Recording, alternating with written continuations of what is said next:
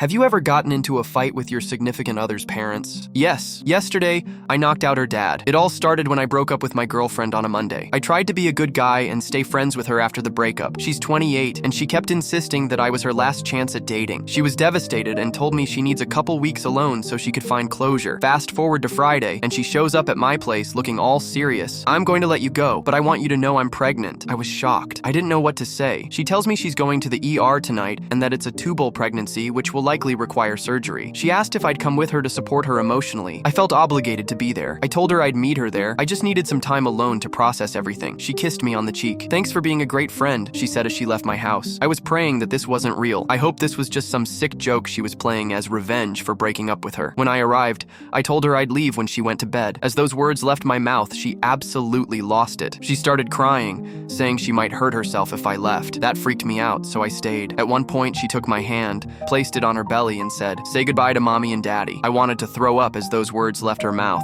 but I kept it together so she wouldn't go psycho on me again. She did. On Tuesday, she tells me she went to an earlier appointment without me. She sent me a picture of the ultrasound, which had no identifiable info. She said the doctor emailed it to her. My suspicions began to rise, and I decided to do some digging. A day later, I found the same image online, under someone else's name, and even noticed some parts were removed from the original. I confronted her, and she got all defensive, saying that she's keeping the baby because it's a sign from God. She threatened that I'd never know my child. Honestly, I was fine with that. I walked away without wanting anything more to do with her and the fake baby. The next day, she emailed me about her lawyer contacting me. Then she emailed me again, telling me to pay for the abortion and pick her up. 5 minutes later, she threatened to keep the child if I didn't respond. She actually thought I'd believe these dumb lies. I replied, showing her the link to the fake image and explained how unlikely her story was. I warned her that if she continued to harass me, I'd get a protection order. 2 weeks went by without a peep, and I thought I was in the clear. But then, I received a voicemail from her home number. A girl, who sounded a lot like her, claimed to be her cousin and future lawyer, demanding I call back. At that point, I just snapped. I couldn't take it anymore. I drove over to my ex's house, determined to get to the bottom of this mess once and for all. As I arrived at her doorstep,